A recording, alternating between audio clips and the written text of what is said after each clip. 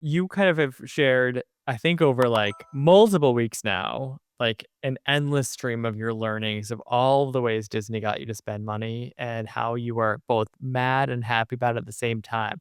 So I kind of thought we could go one by one through these learnings and go through like what Disney did that was so smart and what's the tie-in for how tech companies could kind of take these lessons. I love this. And I think the examples help make the playbook real of how they're doing it. A lot of times people give pricing and packaging anecdotes, but they won't give a real example of something that happened to them in the real world. And hopefully this is an on-ramp with a little bit of fun in it. So can I give you the first one? Let's do the first one. All right. So we went for 3 days. We were only supposed to go for two, but when my wife went on to buy the tickets, they were running this promotion where 3 days of park tickets were actually cheaper than two, Kyle.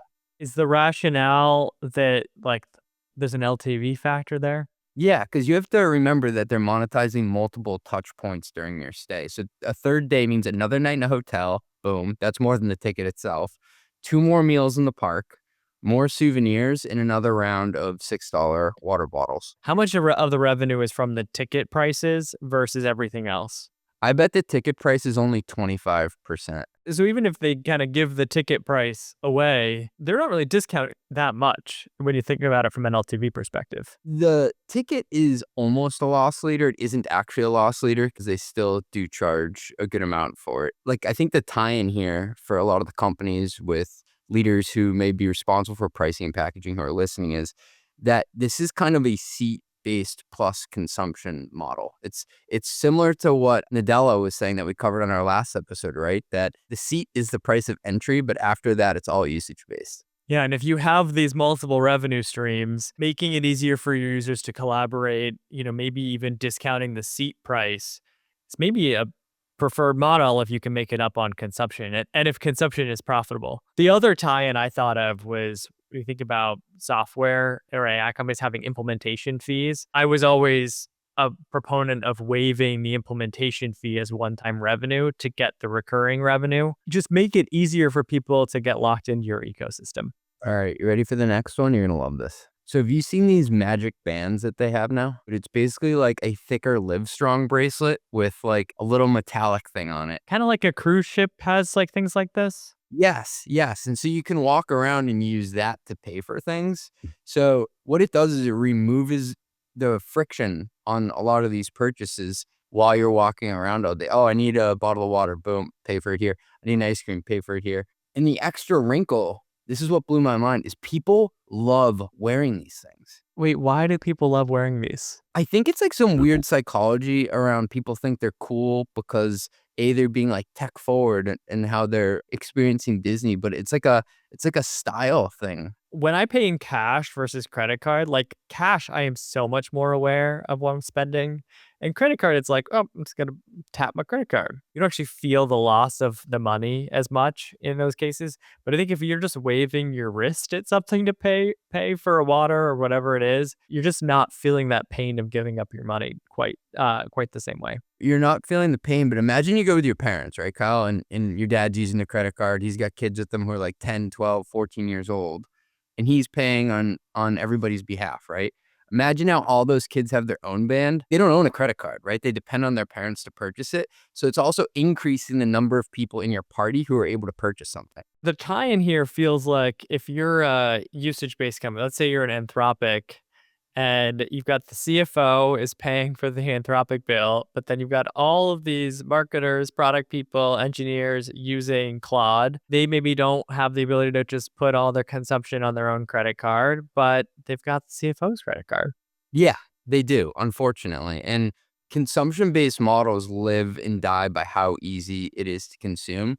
So how can you lower the barrier for people to just start racking up a bill on this? And I think a lot of people check out of their hotels and are like, what did we spend on lemonades and coffees and everything else while we were at Disney World? Like, this is way higher than it normally would have been. People will wear these bands after, like it's something cool. A similar kind of experience happened to me with Typeform. So when I signed up for Typeform X number of months ago, it was a while ago at this point, but they charge a fixed fee and then they charge you more based on how many survey responses you get or just form responses in general. they give you an option to auto upgrade you. So if you go beyond your tier, you can just move to the next tier. And there's some volume discounting where, like, if you're on a higher tier, you can save a little bit of money. The alternative is you just pay on a pay as you go basis for the extra responses.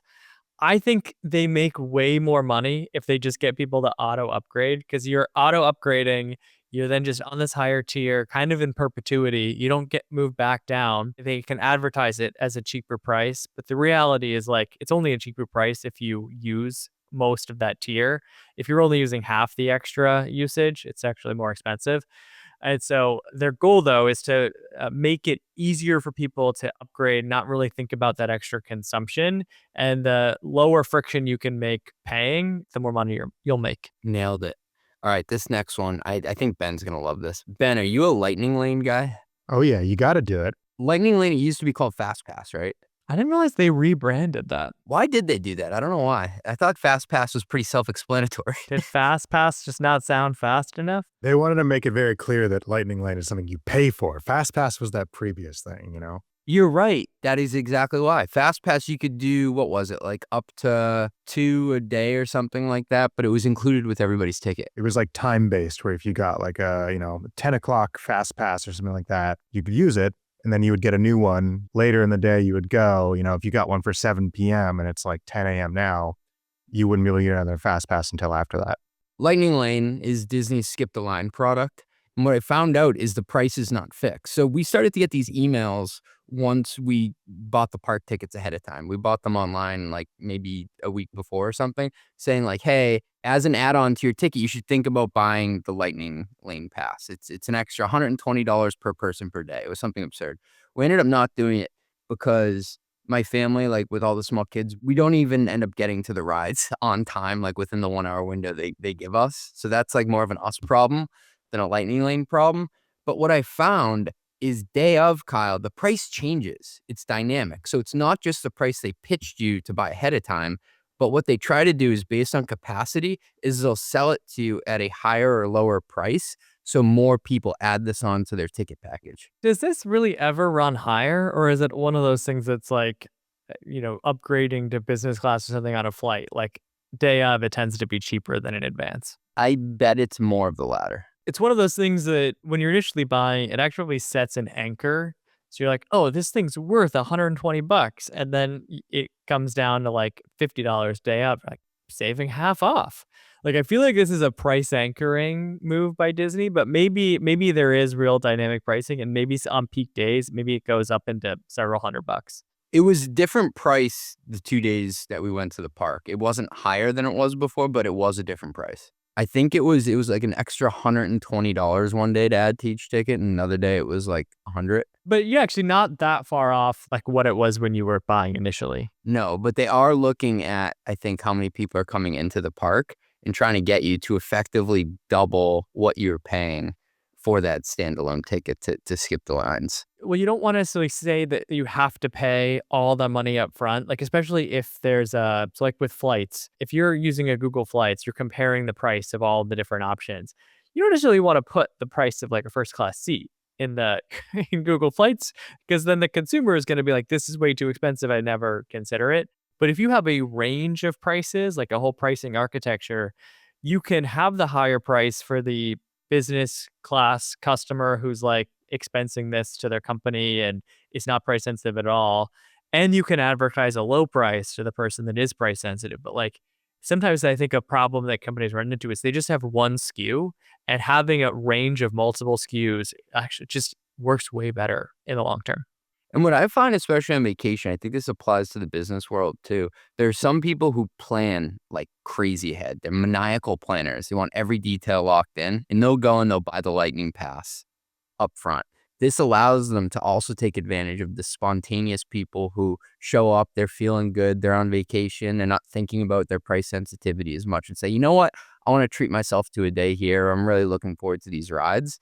Kind of similar to like some CFOs commit to a certain amount of consumption around something, and others will let it ride throughout the month and say, we can spend a little bit more on this. Sometimes when you only compensate the sales reps on upfront commitments, they're like really incentivized to get that fast pass purchase up front. I get you like locking in the revenue earlier, you like, being able to collect that cash, but sometimes, you're just overly discounting on that initial deal, or you're slowing down the initial deal because you're selling too many things. And it's better to just get someone to buy, and then you can sell them fast pass later.